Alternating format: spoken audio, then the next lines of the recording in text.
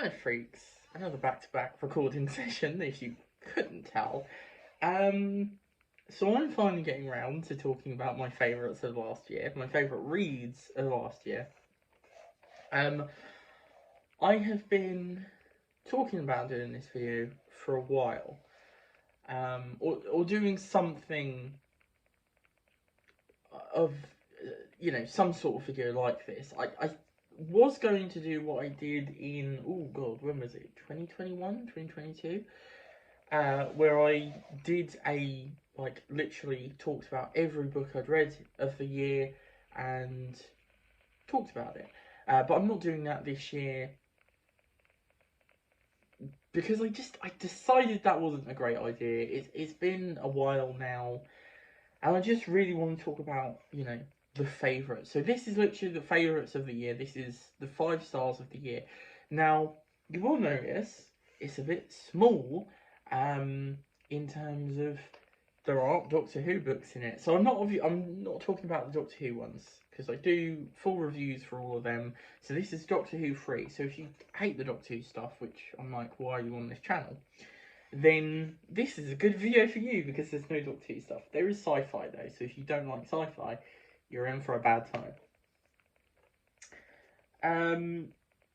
So I'm just going to start. These aren't in any order. These are just all the books I rated 5 stars last year. The first one I'll talk about, because it's from the top, I'm just going to go whatever's on top down to the bottom. Also, you have to keep in mind, I won't do full reviews of these in this video, obviously. I will try to give a summation of my thoughts on each book and why I loved it so much. But obviously keep in mind some of these, quite a few of these are from quite a while ago, from the beginning of last year. And we're already going through this month. Yes. Flying by. Anyway, so the first one I'd like to talk about is, of course, Babel 17. I read Babel 17 last year by Samuel R. Delany. Absolutely loved it. You will notice there is a bookmark, I can remember the name, in the book. My mum is currently reading this, so she's borrowing it. I had to steal it from her. Don't worry, I will give it back. So, yeah, this is Babel 17. This was one I was looking forward to when I picked it up. I've been looking forward to reading this one for a while, and it did not disappoint. It's a beautiful novel about language and connection and alienness and life and death and so many more things. It's such a beautiful book. It also is written in just such a beautiful way. It just plays with language in brilliant ways. It's one of my favourite things I've read ever, and it's great. I love it. And I can't wait to read more Samuel R. Delany. So yeah, brilliant book. He is pretty big, but yeah, if you've not read, give it a go. Another book that's very close to my heart and I must be honest, has not left my brain since I read it, is Our Wives Under the Sea by Julia Armfield.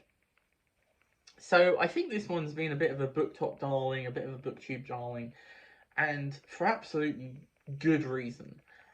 It's again another beautiful book. This time not about weird aliens. This time it's about weird sea things. Yeah. So this one, I love how this one tackles the relationship and the perceptions of relationship and those sort of dark thoughts we have and darkness within each other's, and it's such a beautiful book again.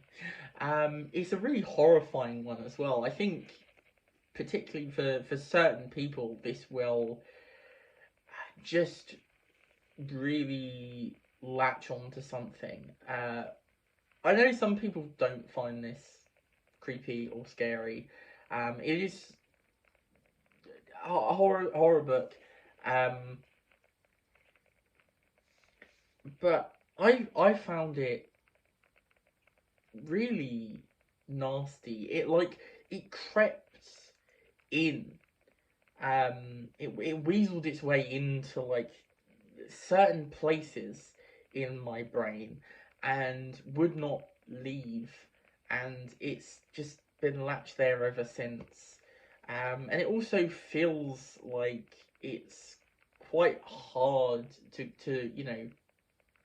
grab hold of what makes this book so brilliant.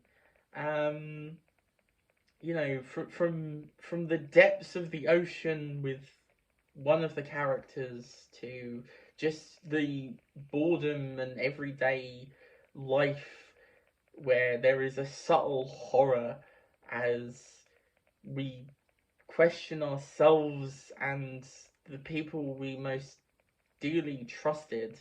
It's brilliant. I loved it so much, and honestly, I need to reread it. It's wonderful. I also need to read the short story collection Salt Slow, which I have.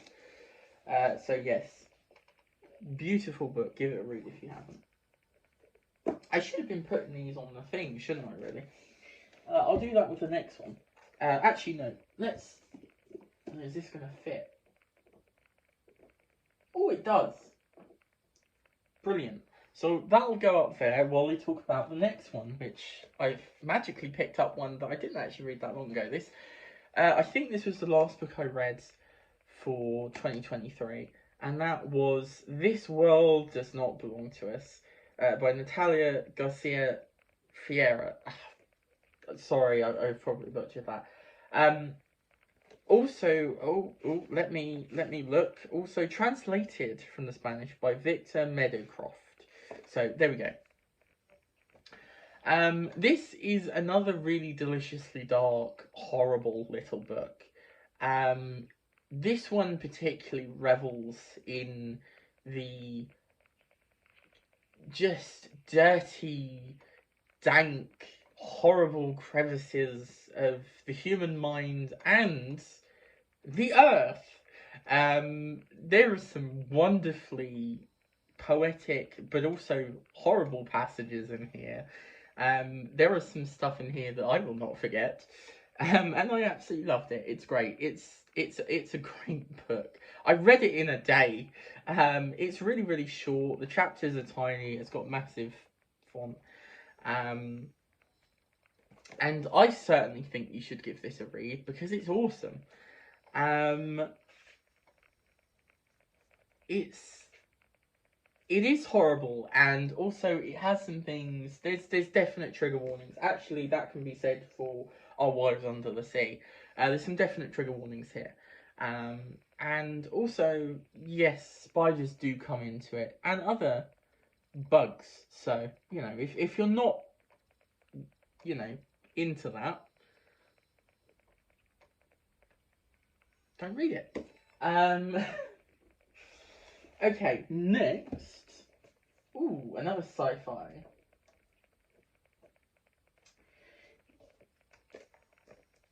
This one was fun. So this is A Different Light by Elizabeth A. Lynn.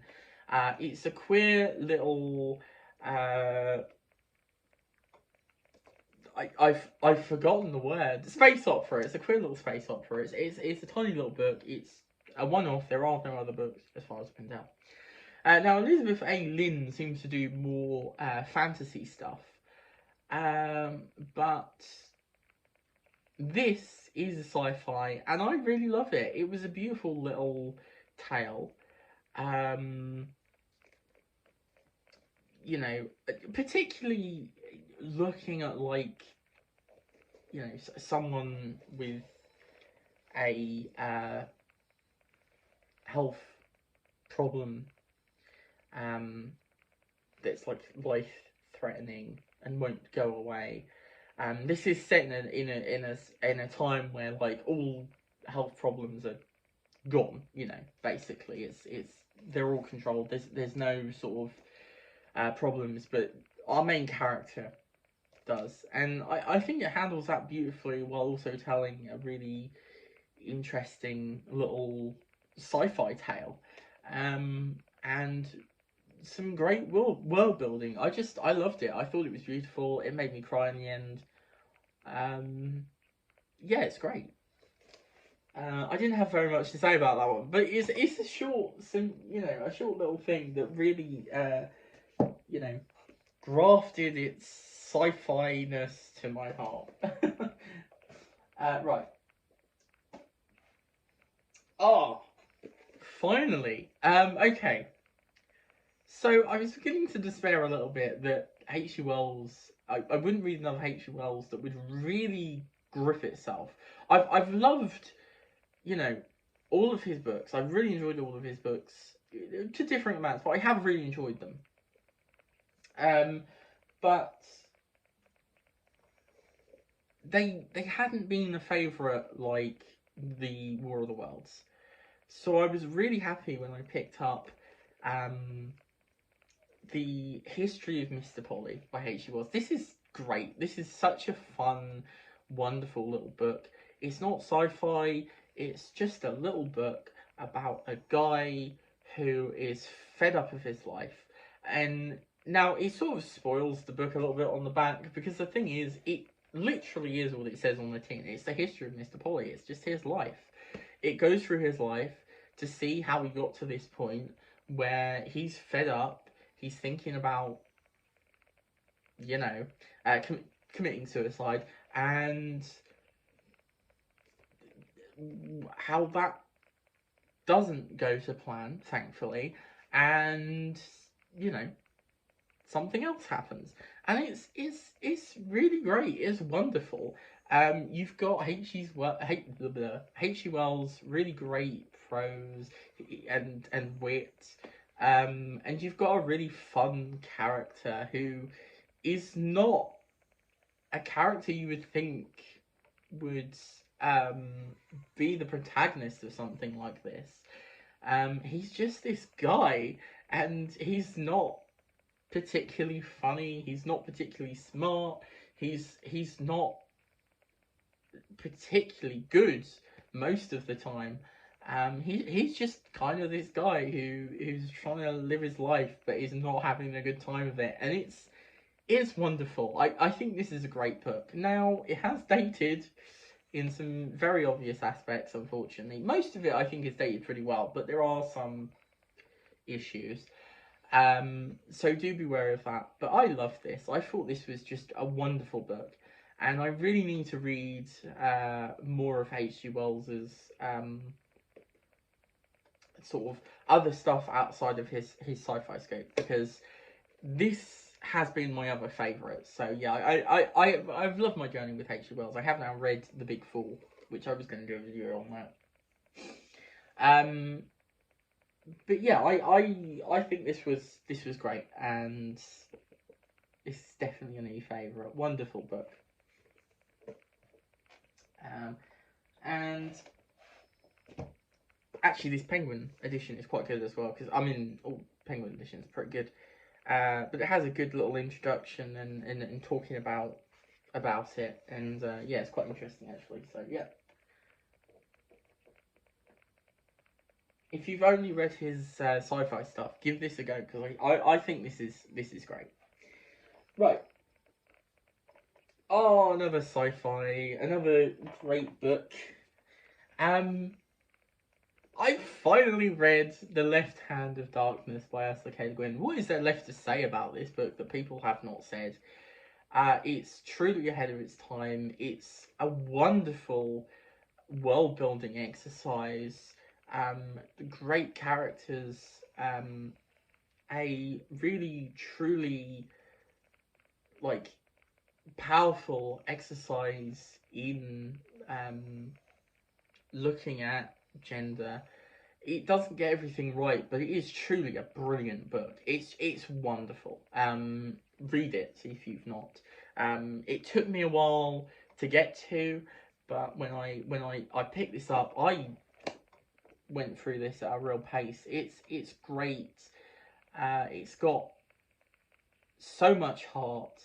I loved it, and I'm very excited to read more as Kayla Win. So yes, brilliant book. Sorry, Mr. Paul, you don't get much time there. And then, to round us off, one I did not think I was ever put in a category like this. I like in a video like this. I never thought I'd read something like this, to be honest. But I read Tinker Tailor Soldier Spy by John le Carre and absolutely loved it. It was great. I cannot believe this is something that I'm so enthusiastic about, to be honest. Like, not to say, you know, I like Bonds. I've read one of the Bond books. So the reason I picked this up was because I had read Casino Royale, and I wasn't really into it, to be honest. It wasn't my thing. But I like the Bond films. But I was kind of interested because this is kind of a different side of the spy genre. So I wanted to give that a go. And I picked it up from Waterstones, and I think the next day I started reading it, or I think it was, excuse me, I think it was that day, because I just finished Bond and I didn't know what to read next. And it was great. I really, yeah, I made pace through this as well. It's a real sort of tricky little, you know, puzzle, and I love George Smiley, and I think this is great. I can't wait to read some more le Carre. I've not yet, but it is great, and you should read it because it's awesome. I have also now watched the film, but I've not watched the TV series. I really need to watch the TV series. I did really enjoy the film though. I had actually watched the film before, not properly. I wasn't into it then, but that film is really good. But yes, I do need to watch the TV series. But yeah, this was great. I don't have a lot to say about this one, to be honest, because you know it's another one that gets talked about a lot. But and also I read this right at the beginning of the year, so a lot of the details have faded. But yeah, I really enjoyed this. I actually remember this being really funny. Well, not really funny, but it was quite funny. A lot more than I thought it was going to be, which I really enjoyed. And I loved not fully knowing what was going on most of the time. But it was great. It was a brilliant experience. So yeah, I'm not going to put this one up. One, because it might fit, but I don't know. But because we're at the end, we're done. That's it. That's the books. Those are the favourite of 2023. Which was a pretty good year in the end, really, for favourites, because we have a good selection here and all sorts of genres and ideas. So yeah, I think that worked out pretty well, to be honest. And I'm excited to. I think I'm going to do this again. I don't think I'm going to do a full rundown of every single book I read this year at the end of this year or beginning of next year. Hopefully not at the end of April that I'm recording this. This will be somewhere in the beginning of May. But yeah, I had a good reading year. There were of course plenty of other books.